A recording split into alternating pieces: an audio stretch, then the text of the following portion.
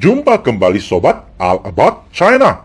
Shenzhou 14 sudah tinggal 110 hari di stasiun antariksa Tiangong. Mereka telah melakukan 2 kali spacewalk atau extravehicular, yakni keluar stasiun antariksa untuk melakukan instalasi hingga inspeksi di luar stasiun. Kru Shenzhou 14 sangat menikmati saat di stasiun Tiangong.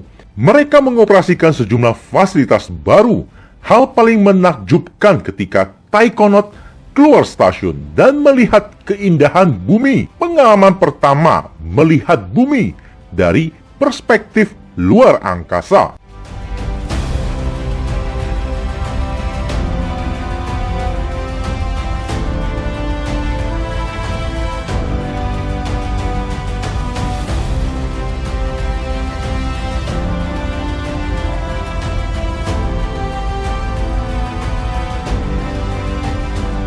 Jalan-jalan di langit atau ruang angkasa bukan hal pertama, namun masih menjadi hal yang sulit bagi mayoritas negara di bumi. Hanya segelintir negara yang memiliki kemampuan, sekaligus membuktikan kemajuan ilmu pengetahuan suatu negara.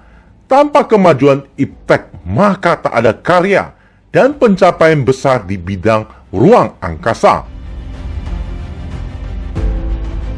Sejauh ini hanya 11 negara yang pernah melakukan aktivitas keluar stasiun. Hanya 3 negara yang memiliki kemampuan secara mandiri. 8 negara menggunakan fasilitas negara tersebut untuk menorehkan sejarah. 2 negara dominan, Amerika dan Rusia atau Soviet, paling dominan melakukan aktivitas keluar stasiun. Pastinya membuktikan bahwa mereka memiliki kapasitas mandiri dan kiblatnya ilmu antariksa.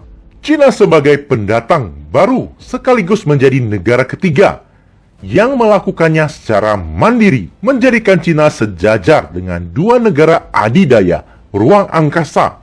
Mungkin tidak ada yang kepikiran bahwa Cina bisa menjelma menjadi adidaya di segmen tersebut. Sejak 2008, taikonaut Cina mulai melakukan aktivitas keluar spacecraft. Saat itu Shenzhou 7 tinggal 2 hari di orbit. Dan para kru keluar pesawat ruang angkasa Shenzhou selama 22 menit. Peristiwa besar tersebutlah yang menjadi modal Cina hingga sebesar hari ini. Tak ada yang boleh lagi meragukan kualitas mereka.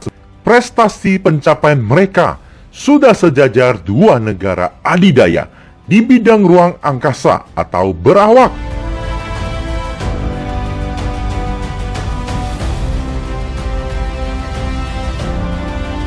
Negara keempat mungkin India. India akan membuktikan dirinya sebagai negara berikutnya yang mampu melakukan hal sukar tersebut.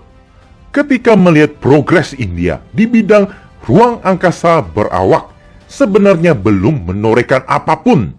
Namun mereka ingin melompati tangga. Tindakan tergesa-gesa India sebenarnya tidak memiliki dasar pondasi yang kuat. Namun mereka termotivasi oleh pencapaian Cina. Semoga saja berhasil, sehingga Asia memiliki 2 negara hebat. Sebagai perbandingan, India belum memulai apapun dalam misi antariksa berawak. Sedangkan Cina membangun dasar yang kuat, seperti membangun misi berawak pertama sejak tahun 1999 hingga 4 kali melakukan misi mengorbit bumi lewat mengirim makhluk hidup yakni hewan dalam pesawat ruang angkasa. Dari Shenzhou 1 hingga Shenzhou 4 melalui progres yang panjang. Pada misi Shenzhou 5 tahun 2003 barulah mengirim manusia pertama yang mengorbit bumi. 20 tahun merajut hingga hari ini, Cina menjelma menjadi adidaya di ruang angkasa berawak.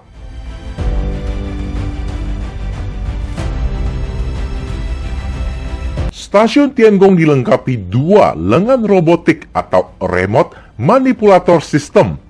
Kedua lengan dapat digabung hingga sepanjang 15 meter yang dapat membantu taikonaut memijak saat aktivitas keluar stasiun. atau menarik modul atau spacecraft untuk mendekat. Berada di orbit bumi bukan hal baik bagi kehidupan. Namun ilmuwan harus melakukan rekayasa agar semua berjalan baik.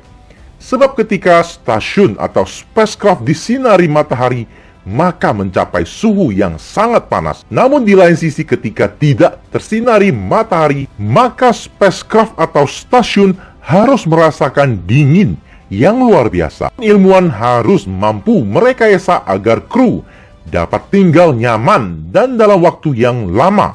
Apalagi berada di luar atmosfer panen radiasi yang berasal dari alam semesta, seperti dari matahari hingga sinar kosmik galaksi yang dapat merusak stasiun atau spacecraft, terlebih merusak tubuh manusia.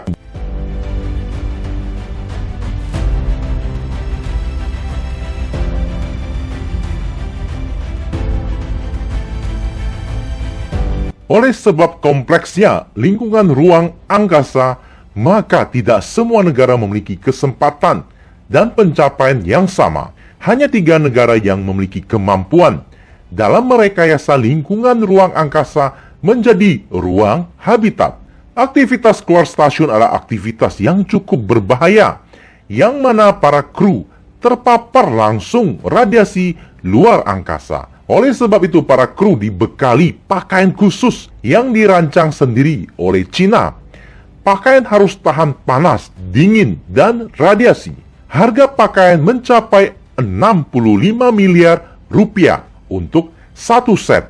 Maksimal operasional baju saat berada di luar stasiun hingga 8 jam. Masa pakai 3 tahun atau 15 kali keluar stasiun. Kru Shenzhou 14 menikmati keindahan bumi dan sekitarnya saat melakukan aktivitas keluar stasiun. Keluar stasiun pun dari airlock baru yang berada di modul Wentian yang mencapai 15 meter kubik. Kru Shenzhou 14 sudah menyelesaikan 2 kali aktivitas keluar stasiun, seperti instalasi hand grip, pemasangan pompa tambahan extravehicular, setting kamera panorama hingga footstep. Ketiga taikonaut tidak lupa makan kue bulan yang dibawa dari bumi saat festival pertengahan musim gugur. Sekalipun mereka sudah mencapai teknologi paling modern, hidup di era modern, berada pada lingkungan yang berbeda,